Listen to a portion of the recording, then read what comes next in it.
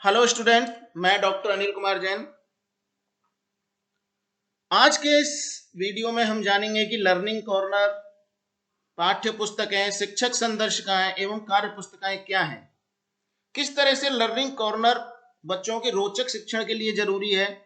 पाठ्य पुस्तकें, कार्य पुस्तिकाएं किस प्रकार बच्चों के शिक्षण में मददगार होती हैं और शिक्षक संदर्शिकाएं का प्रयोग करते हुए या इनकी सहायता से किस तरह से शिक्षक अपने शिक्षण को रोचक, सरल और बोधगम्य बना सकता है।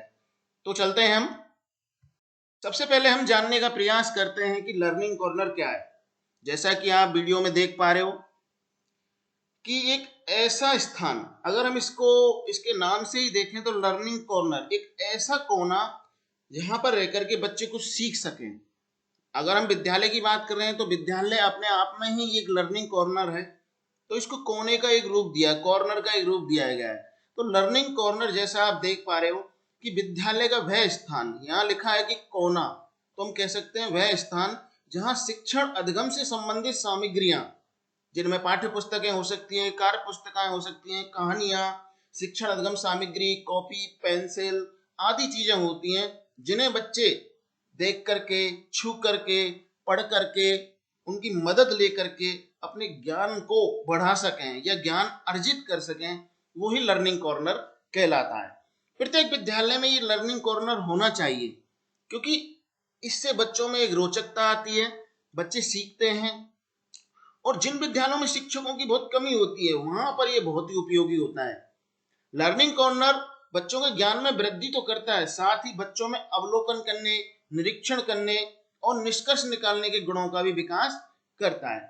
या हम ये कह सकते हैं कि लर्निंग कॉर्नर एक तरह से पुस्तकालय की तरह होता है। यहाँ पे बच्चे बैठ करके और अपनी लर्निंग को बढ़ा सकते हैं। तो यही था बच्चों लर्निंग कॉर्नर। बात करते हैं हम पाठ्य पुस्तकों की।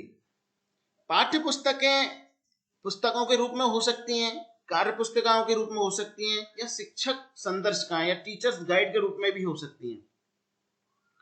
ये अलग अलग प्रकार से होती हैं। पठन पाठन की प्रक्रिया में इन पाठ्य पुस्तकों का बहुत ही महत्वपूर्ण स्थान है।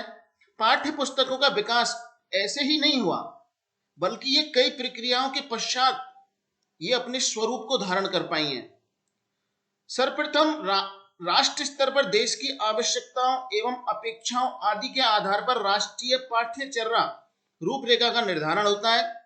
तत्पश्चात प्रत्येक प्रदेश अपने अपने राज्य की आवश्यकताओं के अनुरूप शैक्षिक लक्ष्य की प्राप्ति हेतु पाठ्यक्रम का विकास करता है। विकसित पाठ्यक्रम को आधार बनाकर पाठ्य पुस्तकें विकसित की जाती हैं। पाठ्य पुस्तकों की विषय वस्तु बच्चों की आयु, कक्षा एवं उनके स्थानीय परिवेश के अनुकूल होती हैं।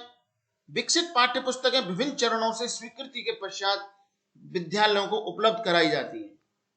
ये पाठ्य पुस्तकें आप जैसा देख पा रहे हो पुस्तकों के रूप में हो सकती हैं, वर्क बुक्स या टीचर्स गाइड के रूप में भी हो सकती हैं। अगर हम यूपी के संदर्भ में बात करें तो प्राथमिक स्तरीय पुस्तकें निम्न प्रकार हो सकती हैं, जैसा कि आप वीडियो में देख पा रहे हो। वर्तमान में जो पाठ्य पुस्तकें आप देखोगे तो पाओगे कि उसमें बच्चों को स्वयं करके सीखने के अवसर ज्यादा दिए जाते हैं। चित्र उनके रंगीन होते हैं, आकर्षक होते हैं। अभ्यास के उनमें बहुत ही पर्याप्त अवसर बच्चों को दिए जाते हैं। विषय वस्तु का प्रस्तुतिकरण भी जो उनमें होता है वो अत्यंत सरल और स्पष्ट भाषा में होता है। विषय वस्तु के चयन में बच्चों के परिवेश, उनकी उम्र, मानसिक स्तर, कल्पनाशीलता आदि पक्षों को ध्यान में रखा जाता है। अगर हम बात करें प्राथमिक स्तर पर उत्तर प्रदेश में, तो निम्न पुस्तकें पाठ्यक्रम में शामिल की गई हैं। जैसा कि आप देख पा रहे हो, कक्षा 1 में कलरव जो भाषा है, भाषा की एक समेकित पुस्तक है। और इसके बाद गणित, पर्यावरणीय अध्ययन, इस तरह से 2 किताबें कक्षा 1 में चलती हैं। कक्षा 2 में कलरव जो भाषा 2 है, जो भी एक समेकित पुस्तक है। दूसरी है पर्यावरणीय अध्ययन। कक्षा 3 में आप देखोगे कि कलरव जो कि भाषा है, गिनतारा जिसको हम गणित कहते हैं, हमारा परिवेश, ये अपने आप में एक समेकित पुस्तक है जिसमें विज्ञान और सामाजिक ज्ञान समाहित है। रेनबो अंग्रेजी और प्यूसम जिसको संस्कृत कहा जाता है।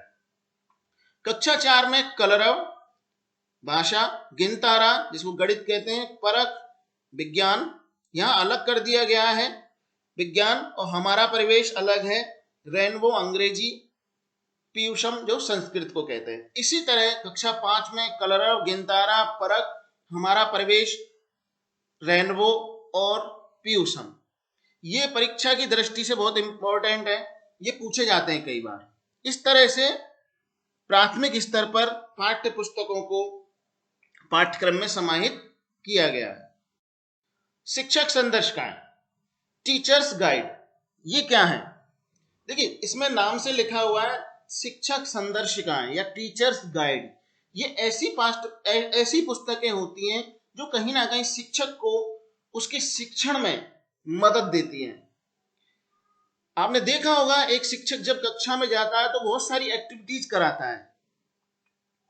वो एक्टिविटीज या तो वो अपने विवेक से कराता है या वो कहीं ना कहीं किसी बुक या एक गाइड से मदद लेता है, और जिस गाइड से मदद लेता है वो टीचर्स गाइड कहलाती है। या हम कह सकते हैं कि टीचर्स गाइड अपने आप में एक हम कह सकते हैं कि इसमें बहुत सारी शिक्षण विधाओं को शिक्षक आसानी से कक्षा में प्रयोग कर सके, इस दृष्टिकोण से इनकी रचना की गई है। यह हम कह सकते हैं कि प्रत्येक विषय की एक शिक्षक संदर्शिका होती है जिसमें प्रत्येक पाठ या उसमें जो भी टॉपिक है उस टॉपिक से संबंधित उसको कैसे पढ़ाया जाए उससे संबंधित बहुत सारी विधाएं उसके अंतर्गत होती हैं, जिनकी मदद लेकर के टीचर अपनी कक्षा में जाकर के अपने शिक्षण को रोचक बना सकता है। पाठ्यपुस्तक के प्रत्येक पन्ने को उसमें शामिल किया गया है जिससे शिक्षक को पढ़ाने में आसानी हो। यह हम कह सकते हैं कि संदर्शिकाओं में पाठ्य वस्तु के उद्देश्य, पूर्वानुमान, पूर्व ज्ञान, प्रयुक्त सामग्री, टीएलएम, प्रस्तुतिकरण की विधियां, रोचक गतिविधियां, अवलोकन, भ्रमण एवं प्रयोग आदि का विवरण शामिल किया गया है कि किसी भी टॉपिक को टीचर कैसे पढ़ाएगा, उसको पढ़ाने के लिए या पढ़ाने से संबंधित अनेक विधाएं उस टीचर्स गाइड में समाहित होती हैं कि बच्चों को उस टॉपिक से संबंधित बच्चों को किसी छोटे से भ्रमण पर ले जाना है या किन्हीं कोई चीजों का अवलोकन कराना है या कोई एक्टिविटीज करानी है। इस तरह की बहुत सारे उसमें विधाएं समाहित होती हैं। पढ़ाने हेतु समय प्रबंधन का स्पष्ट उसमें विवरण भी रहता है कि आपको कितनी देर ये एक्टिविटी कराना है, उसके बाद बच्चों से कितना टाइम तक कुछ क्वेश्चंस पूछने हैं, मतलब पूरा टॉपिक जो 45 मिनट या 40 मिनट कक्षा में टीचर रहेगा वो अपने 40 मिनट को या 45 मिनट को किस तरह से डिवाइड कर सके वो भी उसमें समाहित रहता है। इन संदर्शिकाओं में प्रत्येक पाठ के अंत में एक छोटा सा बॉक्स रहता है। अगर टीचर उन विधाओं से अलग अपनी कोई नई विधा का प्रयोग करता है तो उस खाली स्थान पर अपनी उस विधा को भी लिख सकता है ताकि आगे चल के कोई और अध्यापक उस विधा का प्रयोग करके भी कक्षा में पढ़ा सकते। शिक्षकों को अनुसमर्थन देने के लिए विषयवार सभी शिक्षक संदर्शिकाओं के प्रारंभ में सामान्य जानकारी होती है कि आपको किस तरह से प्रयोग करना है, किस तरह से इसका प्रयोग करके बच्चों को पढ़ाना है, ये सारी जानकारियां उसमें रहती हैं और कौन कौन से टॉपिक हैं, किस तरह से उनको पढ़ाने की विधाएं हैं, ये शुरू में ही विषयवार सामान्य जानकारी शीर्षक के अंतर्गत शिक्षण युक्तियां, सावधानियां, स्वयं करके सीखने का अवसरों का भी उल्लेख उसमें होता है। तो हम कह सकते हैं कि शिक्षक संदर्शिकाएं अध्यापक के लिए एक गाइड का काम करती हैं जिसकी मदद से टीचर कक्षा में अपने शिक्षण को रोचक, सरल और बोधगम्य बना सके। बात करते हैं कार्य पुस्तिकाएं या वर्कबुक्स। वर्कबुक्स ऐसी पुस्तकें होती हैं जिसमें बच्चे अपने कार्य को कर सकें, या हम कह सकते हैं कि जब बच्चे विद्यालय में पढ़ते हैं, पढ़ने के बाद शिक्षक उनको कुछ काम दे देता है।